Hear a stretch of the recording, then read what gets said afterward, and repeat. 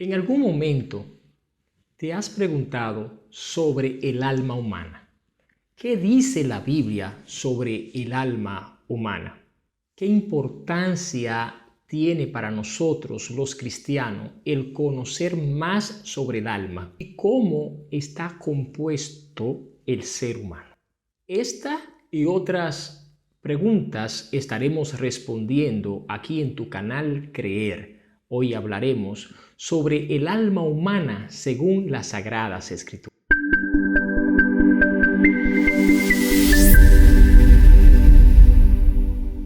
Antes de nosotros entrar al desarrollo de este análisis bíblico, le vamos a sugerir a cada uno de ustedes que se suscriban en nuestro canal, nos regalen un me gusta y le den a la campanita para recibir las notificaciones de cada uno de los nuevos videos que nosotros estaremos subiendo aquí en este canal Creer. Realmente consideramos que es importante conocer todo lo concerniente al alma, sobre todo esas cosas que la Biblia enseña sobre la misma. ¿Qué dice la Biblia sobre la composición del ser humano? Prácticamente uno siempre está más pendiente a las cosas que podemos ver que aquellas cosas que no podemos ver. Esto me recuerda en una ocasión en mis estudios teológicos, una compañera que dijo que el cuerpo humano es como un cofre que guarda un gran tesoro. Ese gran tesoro es el alma. Y el alma es un tema bastante considerado en las Sagradas Escrituras, tomando en cuenta que aparece más de unas 780 veces. Ahora, ¿qué es el alma? ¿Cómo podríamos nosotros definir el alma? Tenemos dos definiciones que queremos compartir con cada uno de ustedes, y esta es la primera. Según Akur, este teólogo define el alma como una sustancia espiritual que piensa y es el principio de la vida humana. También el diccionario Vine desarrolla esta definición de la siguiente manera. El diccionario Vine en la página 11 define el alma según el término hebreo nafash. El término hebreo nafash que se refiere a la esencia de la vida, la respiración y el tomar aliento. Entonces, a partir de estos dos conceptos, vamos a estar analizando varios textos bíblicos que van a dar fortaleza a esta definición. Considerando ambas definiciones, podríamos decir que en el alma se concentra la vida, y no tan solo la vida, sino que hace del ser humano un ser racional y consciente. Para seguir desarrollando este tema, sería importante considerar que Dios es el creador. En Génesis 1:1 en adelante nos enseña que Dios creó todas las cosas, y todas las cosas la creó con el poder de su palabra. Solamente tenía que decir hágase y las cosas se hacían. Ese Dios que creó todas las cosas, en el libro de Juan capítulo 4 versículo 24 enseña que es espíritu. En ese sentido, la Biblia explica que su ser es espiritual. Por lo tanto, Dios no puede circunscribirse dentro del término humano. No se puede comprender como se comprende el ser humano. Dios no tiene cuerpo, Dios no tiene forma humana porque es espiritual. Estos puntos de que Dios no tiene un cuerpo humano, no tiene una forma humana, es importante que usted lo anote, ya que más adelante nos va a ser útil para poder comprender algunos aspectos del alma humana. En el libro de Génesis, capítulo 1, versículo 26, se nos enseña que ese Dios que es espíritu creó al hombre y lo creó a su imagen y a su semejanza. Creó al hombre a imagen y semejanza. Esto también nos hace crear un pensamiento o nos y hace crear indagaciones como ¿en qué sentido Dios creó al hombre a su imagen y semejanza? Bien, hay personas que lo pueden observar dentro de un aspecto físico, mas no hay probabilidades de que esto sea así, considerándose de que Dios es espíritu. Por lo tanto, esa imagen y esa semejanza es una imagen y semejanza espiritual. Ahora, hay personas que se van al extremo y colocan al hombre prácticamente en el mismo nivel de Dios, porque dicen que si Dios lo hizo a su imagen y semejanza, quien lo hizo es Dios, entonces el ser humano es un pequeño Dios. Y esto no tiene ningún tipo de sentido. Además, esto no es real, porque el hombre es una creación de Dios. ¿Y en qué sentido podríamos nosotros comprender esta imagen y semejanza? Vamos a considerar el ejemplo de don Thomas Edison. ¿Quién creó la bombilla? Pues la bombilla creada por don Thomas Edison no es Thomas Edison, a pesar de que es una bombilla. En cambio, la bombilla de Thomas Edison habla mucho de su creador o de la sapiencia de quien la hizo, que fue una persona muy inteligente, muy creativa, incluso una persona que tuvo piedad porque al crear la bombilla pudo realmente cubrir una necesidad existente en su tiempo que hoy no existe esa necesidad gracias a esa creación, a ese invento de la bombilla. Por lo tanto, la bombilla no es Thomas Edison, pero habla mucho del carácter de Thomas Edison. El ser humano no es un Dios, pero habla mucho de los atributos eternos de Dios. Habla de su sabiduría, habla de su espiritualidad, habla también sobre su creatividad, también sobre su misericordia, entre otras cosas. Ahora, ese Dios que hizo al hombre a su imagen y semejanza, ¿de qué lo hizo? Pues Dios tomó barro, tomó lodo e hizo al ser humano. Incluso el término Adán significa tierra roja, tomando en consideración el hecho de que Dios nos hizo de la tierra. De ahí es que todos los elementos de la tierra están presentes en el cuerpo humano. Además, cuando el ser humano muere, vuelve al polvo. Y ese vuelve al polvo nos estamos refiriendo en cuanto a lo que es el cuerpo humano. Hay personas que dicen que Dios hizo un muñeco y luego le puso un alma. Es importante comprender que Dios no estaba experimentando en el momento en que hizo al hombre. A veces ponemos ese pretexto y se pareciese como que Dios estaba inventando, hizo una cosa y luego le dio vida. No, Dios sabía específicamente lo que estaba haciendo. Dios tenía un diseño para el hombre. Por lo tanto, cuando Dios hizo al ser humano, lo creó en base a un diseño. No sé qué tan bello, considerando los estatus de belleza de hoy en día, era Adán. En cambio, yo lo veo como un ser perfecto. Dios hizo a un hombre perfecto. Mas en el lodo, en lo material, no estaba la vida. En lo material no estaba la parte espiritual. No se encuentra en lo material lo que es el área espiritual. En Génesis capítulo 2, versículo 7, queremos leer este texto que dice así: Formó pues el Señor Dios al hombre del polvo de la tierra, sopló en su nariz aliento de vida, y fue el hombre un ser viviente. Vamos a tomar en consideración que entonces cuando el hombre fue creado de la tierra o del lodo, el hombre no tenía vida, no tenía sentimiento, no tenía un pensamiento racional. El hombre no sabía que existía porque incluso no había en él ningún tipo de conciencia. Era simplemente un cuerpo con todos sus órganos. Entiendo que tenía su sangre, que tenía su corazón, que tenía todos los elementos determinados. pero no tenía vida, ya que en la tierra en que fue creada no había forma de darle vida.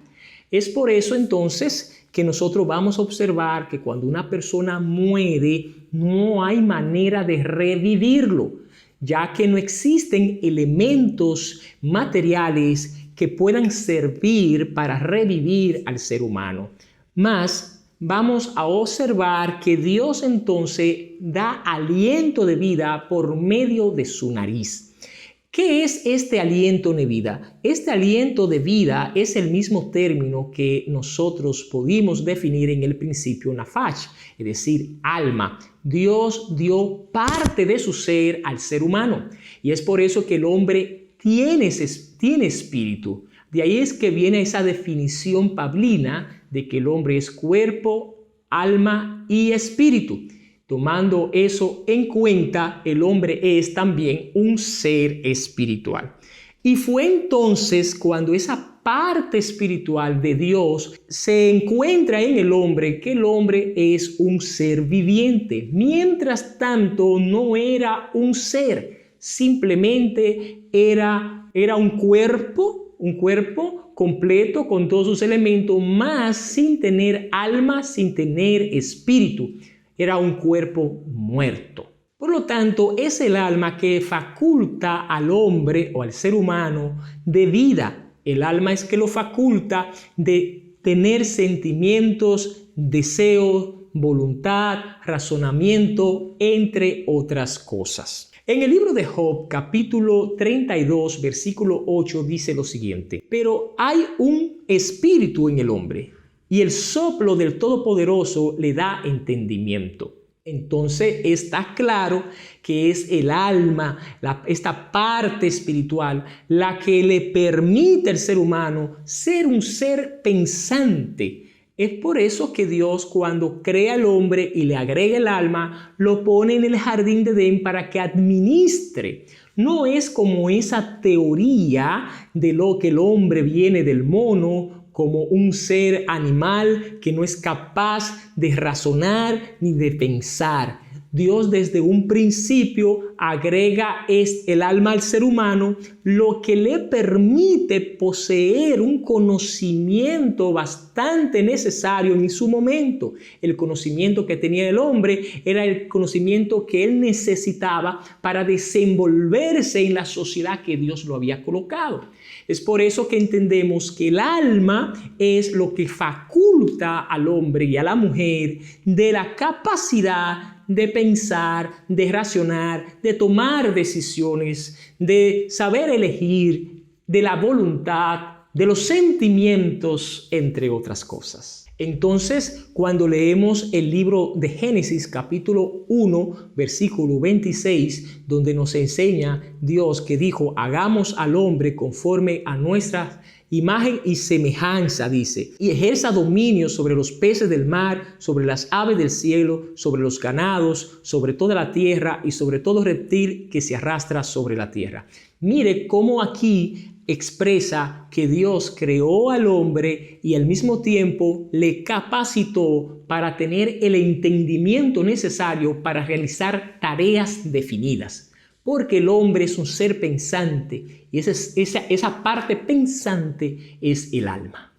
Por consiguiente, el hombre sin el alma está muerto. Recuérdense que el ser humano comenzó a vivir después que dio su aliento. Cuando ese aliento se va del ser humano, entonces ahí fallece. Y hay un texto que nos va a ayudar a comprender esto y es Génesis 35, 18, que dice de la siguiente manera: aconteció que al salirse el alma, pues murió, llamó su nombre Benoni, mas su padre lo llamó Benjamín. Miren de qué manera expresa este texto que la vida se encuentra cuando el alma y el cuerpo se mantienen unidos. Más cuando el alma sale del cuerpo, que vamos a ver más adelante que esa decisión de que el alma esté o no esté se dispone de parte de Dios. Dios es quien determina hasta qué tiempo y hasta qué momento el alma debe de habitar en el ser humano. Muy bien.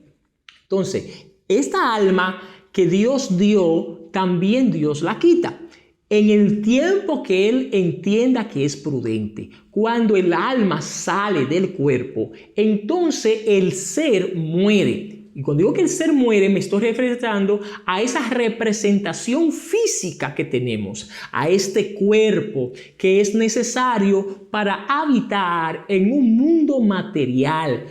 Es decir, el espíritu no podría desarrollar las cosas que se desarrollan sin este cuerpo. Es el cuerpo entonces que le da movilidad al alma, es el cuerpo que también permite que el alma pueda satisfacerse en cualquiera que sean sus deseos, o buenos o malos. Entonces, el alma es la que da o permite que el cuerpo tenga vida. Cuando el alma sale, entonces el cuerpo muere. Y cuando digo muere, estoy refiriéndome que llega un momento en que el cuerpo queda sin vida y al mismo tiempo se descompone y vuelve al polvo. Como dice, como un castigo, esto es un castigo en el libro de Génesis que nos enseña que del polvo eres y al polvo volverás. Veamos entonces que es con el alma o es mediante el alma que nosotros tenemos sentimientos. Entonces el cuerpo no es que se entristece, es el alma que se entristece. Incluso el alma es la que maneja el cerebro y permite que el cerebro tenga los sentimientos y los pensamientos. Sin el alma esto estaría frustrado. Sí, el cerebro no funciona por buen estado en que esté sin la acción del alma, porque los sentimientos son producidos en el alma y es el alma entonces que, unificado el cerebro, envía esas informaciones a las células del cuerpo, a las células inteligentes, a las neuronas, para que estas acciones conformen a la voluntad del alma. Fíjese lo que dice la Biblia en el libro de Génesis, capítulo 42, versículo 21. Y decían el uno al otro: verdaderamente hemos pecado contra nuestro hermano, pues vimos la angustia de su alma cuando nos rogaba y no le escuchábamos. Por eso ha venido sobre nosotros esta angustia. Esto están hablando los hermanos de José y expresaban la angustia del alma. Porque lógicamente el alma utiliza el cuerpo para expresar su alegría o para expresar su angustia. Vamos a ver otro texto. Mateo 26:38, Jesús dijo: mi alma está muy triste hasta la muerte, quedaos aquí y velad conmigo. Mire cómo expresa Jesús que su alma está triste, porque esa tristeza realmente viene del alma y lógica, Jesús estaba muy consciente de estas cosas. Pero también la parte intelectual, lo que nos permite ser inteligente, ser sabio o no serlo, está también en el alma. Según lo que dice el libro de Levítico, capítulo 26, verso 15, leamos. Y si desdeñarais mis decretos, vuestra alma menospreciaréis mis estatutos, no ejecutado todos mis mandamientos e invalidando mi pacto. Mire cómo dice este verso bíblico, considerando que es del alma que sale la voluntad de la obediencia, de la escogencia. Es decir, el alma nos permite nosotros escoger lo bueno o escoger lo malo. Pero también es el alma que peca. Como la voluntad y los deseos y sentimientos nacen del alma, es el alma que peca. Lógico, utiliza el cuerpo para movilizarse hacia el pecado. Y mire lo que dice 1 de Pedro 2:11. Amado, yo os ruego como extranjero y peregrino, que os abstengáis de los deseos carnales que batallan contra el alma. Es decir, el alma se ve contaminada del pecado, porque el alma tiene deseo y el alma puede programarse para malos deseos a tal punto que el alma puede tener voluntad continua hacia el mal. Por eso es que Pablo expresa en Romanos 3:23, por cuanto todos pecaron, están destituidos de la gloria de Dios. Es por esto que el alma se encuentra en una condición caída cuando no tiene a Cristo y sus designios, como dice Romanos capítulo 3, son continuamente hacia el pecado. Mientras Dios no habita en el alma no tiene forma de sanearse o de realizar la obra que Dios le agrada. Siempre el alma va a poseer deseos pecaminosos para alimentarse, para satisfacerse. Ahora, habíamos dicho anteriormente que Dios es quien tiene todas las almas en sus manos. ¿Por qué? Porque todas las almas vienen de Él. No existe vida si no viene de parte de Dios, porque solo Dios tiene aliento de vida, tiene soplo, ¿correcto? Y es ahí entonces donde se nos considera la importancia de acercarnos a Dios, porque toda alma está en las manos de Dios. Y hay un texto bíblico que quiero leer, es el libro de Job, capítulo 1, verso 10, dice: en su mano está el alma de todo viviente, el hálito de todo el género humano. Todo aliento de vida, toda alma está en las manos de Dios. Dios es entonces quien toma la decisión de cuánto vive un ser humano o cuándo muere un ser humano.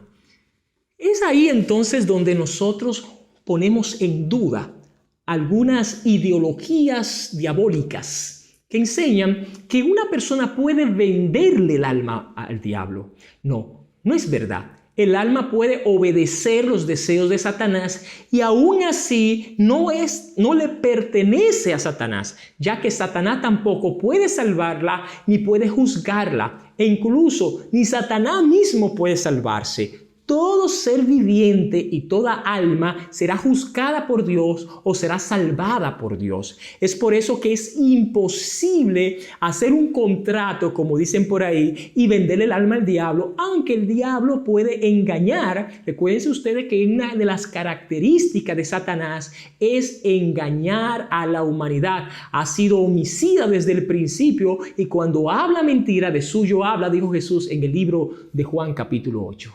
Es por eso que el alma es algo espiritual, esta sustancia espiritual. Y cuando el alma no tiene a Dios, ahí es donde nosotros decimos que hay un vacío, hay un hueco, que solamente Dios puede llenarlo. Es por eso que el ser humano puede alcanzar todo tipo de deseo en este mundo y no satisfacerse y no obtener esto que llamamos felicidad.